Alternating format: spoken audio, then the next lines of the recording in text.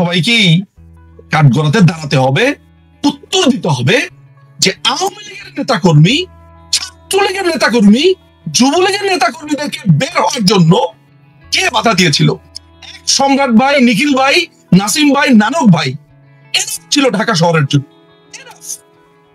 এক সম্রাট ভাই যদি ঠিকভাবে নামতে পারতো, বা ময়মনসিংহের বাবের ভাই যদি নামতে পারতো, আমাদের শান্ত ভাই মহিতুর রহমান শান্ত, এই 5টা লোক নামতে পারলে, একটা সাইড দিয়ে আপনার জাহাঙ্গীর ভাইকে যদি তিনি নামতে পারতেন, একটা লোকের সাহস থাকতো এই ঢাকাতে গ্যাঞ্জাম করার। এই বাদল ভাই, জাহাঙ্গীর ভাই, নানক ভাই, নাসিম ভাই, তারপরে হচ্ছে নিখিল ভাই, তারপরে এদেরকে কে আটকালো? পুলিশ যাত্রাবাড়ির এমপি কে তাদেরকে কাজ করেছে বলেন, নামতে পারে নাই কেন?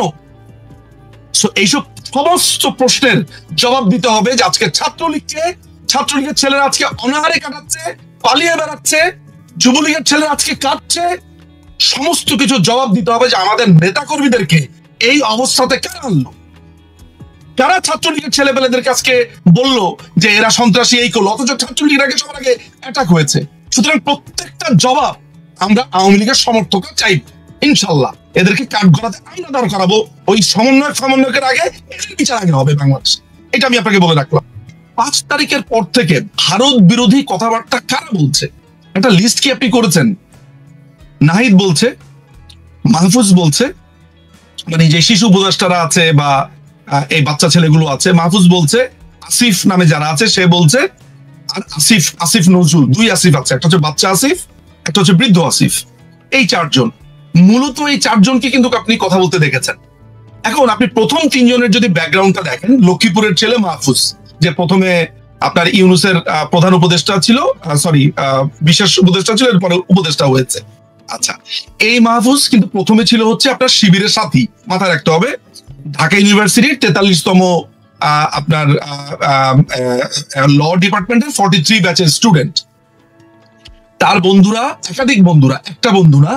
একাধিক বন্ধুরা আমাকে নিশ্চিত করেছে ও তালিমুল মিল্লাত থেকে পড়াশোনা করেছে। আশ্চর্যের ব্যাপার হচ্ছে এই নাহিদ, আসিফ এবং মাহফুজ, এরা 3 জনই কিন্তু এক্স মাদ্রাসার স্টুডেন্ট। এবং কোন মাদ্রাসার স্টুডেন্ট মাথায় রাখবেন, আমি কিন্তু জেনেরিক কথাবার্তা বলছি না। বাংলাদেশে কিন্তু মাদ্রাসার ভাগ আছে, বাংলাদেশে অসংখ্য লক্ষ মাদ্রাসা আছে যারা বাংলাদেশের মুক্তিযুদ্ধ, বঙ্গবন্ধু এইসব ব্যাপারে খুবই শ্রদ্ধা করে। ফলে আজকে মাদ্রাসার স্টুডেন্ট যারা দেখবেন তারা অফেন্ডেড হওয়ার কিছুই নাই। যেমন স্কুল বললে আমি এটা মনে করি নেই না যে রেসিডেন্সিয়ালকে বলা হচ্ছে। সো এইটা একটু ক্ল্যারিফাই করা আমার প্রয়োজন। সো এই 3 জন হচ্ছে পার্টিকুলারলি তালিমুল মিল্লাত, যেটা যাত্রাবাড়িতে বলা হয়ে থাকে যে জামাতের ব্রিডিং এবং হিজবুত তাহরীরের জন্মস্থান হচ্ছে এগুলা। সো এরা কিন্তু 3 জনই, আশ্চর্য ব্যাপার হচ্ছে 3 জনই একই মাদ্রাসা থেকে এসেছে।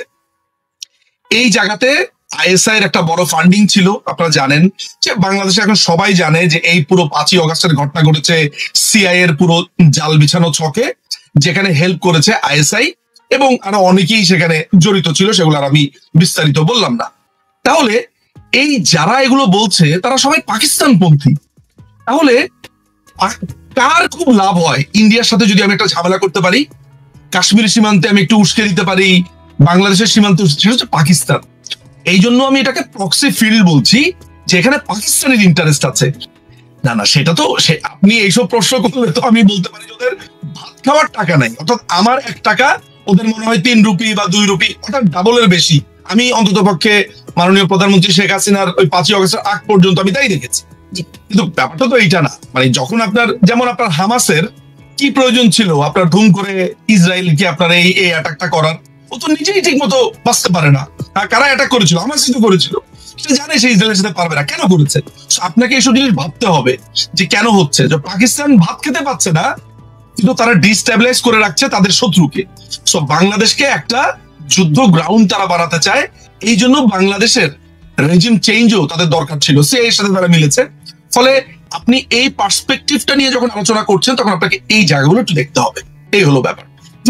দেখেন, আমরা এখন এরকম যেরকম একটা স্টেটের ভিতরে আছি, সেই জায়গাতে আমার মনে হয় না বাংলাদেশ আওয়ামী লীগ এই মুহূর্তে কাউকে কনফ্রন্টেশনে আনা, কাউকে ব্লেম করা, কারণ আমরা আহত অবস্থাতে আছি, উইন্ডেড। এরকম আহত অবস্থাতে প্রথমে যেটা দরকার, আমার যে ক্ষত, সেই ক্ষতের চিকিৎসা প্রয়োজন। আমি আহত হয়েছি, আমি নিজেকে আস্তে আস্তে আস্তে আস্তে করে ঠিক করবার চেষ্টা করছি। এই আহত বাংলাদেশ আওয়ামী লীগ হয়েছে নানান ভাবে, বেইমানি, বিশ্বাসঘাতকতা থেকে শুরু করে নানান ভাবে। কে কারা কিভাবে আছে সেই জায়গাতে আমি আপনাকে নিয়ে যাচ্ছি না, সেই মানুষগুলোর নামও বলছি না। অনেকের নামই আপনি বলছেন, অনেকের রেফারেন্সে আপনার কথা বলছেন, তো হয়তোবা অনেকের ব্যাপারেই সামনে প্রশ্ন আসবে। এখন যারা মিডিয়াতে অনেক রকমের রেফারেন্স দিচ্ছেন সেগুলো সামনে আসবে। এখন আমি আপনাকে কয়েকটা ডট মেলাতে বলি, একটু ঠান্ডা মাথাতে আজকের এই কথাগুলো একটু শুনবেন, এটা গুরুত্বপূর্ণ। প্রথম কথা হচ্ছে 2018 সালে যেই কোটার সমস্যাটা শেষ হয়ে গেছে, এটা 2021 সালে যেই ছেলেটি রিড করলো সেই ছেলেটি কে? হু ইজ দ্যাট ওহিদুল ইসলাম তুষার? আচ্ছা, 2021 সালে সে রিডটা করলো, 21, 22, 23, 24, 3 বছর, 3.5 বছর, 4 বছর কোনো সারা শব্দ নাই সেই রিটের।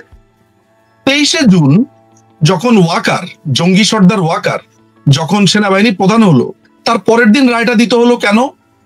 যে রায় দিল জাস্টিস আপনার খিজির হায়াত খান এবং কামরুল কাদের, তারা কারা? তারা কি সাম্প্রতিক সময় আমেরিকাতে গেছিল বা আমেরিকান কোনো প্রোগ্রামে তারা অ্যাটেন্ড করেছিল? তাহলে কয়টা ক্যারেক্টারের কথা বললাম? ওহিদুল ইসলাম তুষার, সে রিড করেছে। কেন করেছে রিডটা? সে জানে যে সরকার নিজে পরিপত্র জারি করেছে। সরকারের একটা পলিসিকে চ্যালেঞ্জ করতে পারে কারা? 1 নাম্বার। 2 নাম্বার হচ্ছে বিচারপতি কারা যারা রায় দিয়েছে? 2 নাম্বার। 3 নাম্বার, ওয়াকার সাহেব যখন সেনা প্রধান হন তখন অনেকেই বলে যে মাননীয় প্রধানমন্ত্রী করেছেন, মাননীয় প্রধানমন্ত্রী, মানে সমস্ত দোষ এই মানুষটার উপরে। মানে মনে হয় যে রাষ্ট্র কাঠামো হচ্ছে উনার কথাতে, মানে উনাকে এক নায়ক বানিয়ে দেওয়া হচ্ছে। অথচ মাননীয় প্রধানমন্ত্রী কিন্তু একটা নিয়মের মধ্যে করে। কেউ কোনো যদি মানে মাননীয় প্রধানমন্ত্রীর কাছে কি কেউ যদি বলে যে এরকম আমি শুনেছি জমি জমার সমস্যা নিয়ে গেছে, মাননীয় প্রধানমন্ত্রী নিজে বলেছে যে এটা আইনি ব্যাপার। আরে এইটা যদি আইনি ব্যাপার উনি এটা মনেই না করতেন, তাহলে উনার জন্য তো 3 সেকেন্ডের ব্যাপার ছিল বিচারপতিদেরকে ফোন করে বলা এই রায় দিয়ে দাও। উনি কি বলেছেন? তাহলে কি কেউ কি নিজের পায়ে নিজে কুড়াল মারবে বা নিজেকে নিজে বিপদে ফেলবে? মানে সেলফ ইনক্রিমিনেট করবে নাকি কেউ? বাংলাদেশের মানুষের যে ভাবনার স্তর, এটা ভয়াবহ, যে প্রধানমন্ত্রী সবকিছু করতে পারবে, কিন্তু প্রধানমন্ত্রী যে সবকিছু করতে চান না আইনের বাইরে গিয়ে, এইটা কেউ বিশ্বাস করতে চায় না। তার মানে ব্যাপারটা দাঁড়াচ্ছে উনি এটা আদালতের উপরে ছেড়ে দিয়েছেন। উনি যদি আদালতের উপরে ছেড়ে না দিয়ে উনি যদি প্রভাব খাটাতেন, তাহলে একটা প্রমাণ এর মধ্যে একটু দিয়ে রাখা ভালো। 1999-এ উনি ভারত থেকে ফিরে একটা সংবাদ সম্মেলনে বলেছেন, ভারতের একটা সফরের পরে উনি সংবাদ সম্মেলনে বলেছিলেন যে এত জামিন হচ্ছে হাইকোর্টে, যে ধরে ধরে সবাইকে জামিন দিয়ে দিচ্ছে। আপনি জানেন যে এটার জন্য তার নামে আদালত অবমাননার রুল জারি হয়েছিল। এবং একটা যে প্রোপাগান্ডা আপনি প্রায় শুনতে পান যে মাননীয় প্রধানমন্ত্রীকে রং হেডেড বলা হয়েছে, এবং বাংলাদেশের মানুষ মনে করে রং হেডেড মানে পাগল, মানে কারণ তার ধারণাই নাই রং হেডেড শব্দটার মানে কি। ওই প্রোপাগান্ডাটাও কিন্তু ওই সময়। আমি এই প্রসঙ্গটা কেন আনলাম, তার মানে মাননীয় প্রধানমন্ত্রী থাকা অবস্থাতে তার বিরুদ্ধে কন্টেম্পট অফ কোর্টের কিন্তু অভিযোগ দায়ের করেছে। তার মানে কি, উনি যদি প্রভাব খাটাতেন তাহলে ওই লোক কোনোদিন এই পিটিশনটা দায়ের করতে পারতো? আমি প্রমাণটা করছি এই কারণে যে মাননীয় প্রধানমন্ত্রী অল দ্য টাইম আইনের প্রতি শ্রদ্ধাশীল ছিলেন। আচ্ছা, এই যে আইনের প্রতি শ্রদ্ধাশীল এত বড় আমি বয়ানটা দিলাম, কেন দিলাম? এই কারণে দিলাম যে ওয়াকার যখন 23শে জুন তিনি আপনার সেনা প্রধান হয়, এটা কি মাননীয় প্রধানমন্ত্রীর একক সিদ্ধান্ত, নাকি ডিজিএফআই এর রিপোর্ট আছে, নাকি এনএসআই এর রিপোর্ট আছে, ডিবির রিপোর্ট আছে, বিভিন্ন গোয়েন্দা সংস্থার রিপোর্ট আছে? এগুলো কি আমরা বিবেচনা করেছি? তাহলে এই ওয়াকারকে একেবারে এমন একটা পজিশনে কারা আনলো রিপোর্ট দিয়ে যে সে হচ্ছে সবচেয়ে যোগ্য? আমাদের মনে হয় এইটাও ভাবার দরকার আছে। আমি শুধু ইঙ্গিত গুলো দিয়ে যাই, ভবিষ্যতে যখন আমি বই লিখবো, ভবিষ্যতে যখন আমি আমার এই স্মৃতি রোমন্থন করবো, যা যা জানি উগরে দিব, সেদিন বাকিগুলো জানবেন। আপাতত হিন্টস দিয়ে যাই। আচ্ছা, ফলে মাননীয় প্রধানমন্ত্রীর উপরে দায় চাপানোর কোনো কারণ নেই। এটা কি দায় চাপানো হয়? উনার হচ্ছে কি, উনার কাজিনের হাজবেন্ড। মানে এটা তো খুবই সহজ। আপনি আমাকে একটা ঘুষি দিবেন, ঘুষি দেওয়ার জন্য আপনাকে একটা পয়েন্ট লাগবে না? এই নিজুম ভাইয়ের মতো দেখতে ওই লোকটা, তার মানে ওর কাজিন মনে হয়, দিয়ে একটা ঘুষি। ব্যাপারটা ওইরকম। আসলে ব্যাপারটা ওইরকম না। এখন আপনাকে তাহলে কি বললাম, কারা রিড করলো, সেই ওহিদুল আলম তুষার কে, তার ব্যাংক অ্যাকাউন্ট কি চেক করা হয়েছে, সে কেন রিড করা হলো, 3 বছর পরে এই রিডটা ঠিক 24শে জুন কেন আদালতে উঠলো, এটা কি আমরা চেক করেছি? এই কামরুল কাদের, খিজির হায়াত, এই হাইকোর্টের 2 বিচারপতি কারা, এদের আমেরিকান কানেকশন কি আছে, আমরা কি সেটা দেখেছি? আচ্ছা, এগুলো গেল একটা। এরপর আমি আপনাকে আরেকটা, এইটার সাথে সাথে আমি আপনাকে আরেকটা ছবি দেখাই। ধরা যাক সুলতানা আপা, আমি আপনাকে একটা অ্যাটাক করবো, নিজুম মজুমদার আমি আপনাকে এখন অ্যাটাক করব, আপনি এখন স্টুডিওতে আছেন নিউ ইয়র্কে, কিন্তু কেউ যাতে কোনোভাবে না বোঝে অ্যাটাকটা আমি করেছি। আমি আরিফ জেবতিক ভাইকে করলাম কি, রাস্তার মোড়ে রাখলাম একটা অস্ত্র নিয়ে, তার সাথে আরো 4টা টিম রাখলাম। এখন আমি আপনার সাথে এমন একটা আচরণ করলাম, এমন একটা পরিস্থিতি তৈরি করলাম, আপনি ঘুরে ঘুরে আরিফ জেবতিক ভাইয়ের ওই লেনে গিয়েই দাঁড়ালেন। আরিফ জেবতিক ভাই যে আরো 4জন লোককে ঠিক করেছে, আবার বাম দিকে ঘুরে ওই লেনেই গেলেন। তার মানে আমি একটা ক্ষেত্র তৈরি করেছি এই সেনাবাহিনী এই এই লাইনে নিয়ে আসার জন্য। কারণ আওয়ামী লীগের অনেক সিনিয়র লিডাররা, নাম বলবো না, নাম বললে এখনো নাম বলার সময় আসেনি, সিনিয়র লিডাররা আপনার রাস্তাতে আওয়ামী লীগের নেতা কর্মীদেরকে নামাতে চেয়েছিল। কেন? সমাবেশের জন্য, মিছিলের জন্য। কারা এইখানে বাধা দিয়েছিল? আমাকে সেই নামগুলো জানতে হবে। আপনাকে এইটাও জানতে হবে যে আমরা সেনাবাহিনীকে কেন, যখন বিএনপি আন্দোলন করলো ইলেকশনের আগে, তখন ওরা যখন একটা সমাবেশের ডাক দেয়, আমরা তো একটা সমাবেশের ডাক দেয়, মানুষজন বললো না যে আমরা বিএনপি কে নকল করি, এই করি। কেন সেই স্ট্র্যাটেজিটা নেওয়া ছিল জানেন? যাতে তারা বসে যেতে না পারে। এটাই তো ছিল আমাদের ব্যাপারটা। তাহলে একই স্ট্র্যাটেজি কেন আমরা ওই 5ই অগাস্টের আগে নিতে পারলাম না? কারণ 21 তারিখের মধ্যে ওই বৈষম্য বিরোধী ওরা নিশ্চিত হয়ে গিয়েছিল যে দে ফেইলড। এই 21 থেকে 30 তারিখ পর্যন্ত কি হয়েছিল? এই সময়টাতে ঠিক কোন কোন লোক, দরবেশ বলেন আর ফকির সন্ন্যাসী বলেন, কারা আমাদেরকে নামতে দিল না রাস্তায়? কাদের পরে দাড়ি কেটে ফেলতে হলো? আমেরিকান এমবিসিতে 5 তারিখের পর পর আশ্রয় নিল? আমেরিকান এমবিসি কাদেরকে ধরে আবার ডিজিএফআই এর কাছে দিল? ডিজিএফআই আবার কাদেরকে ট্রলারে উঠিয়ে দিল? সব নাম আসবে, সবকিছু আসবে, আমরা সব জানি।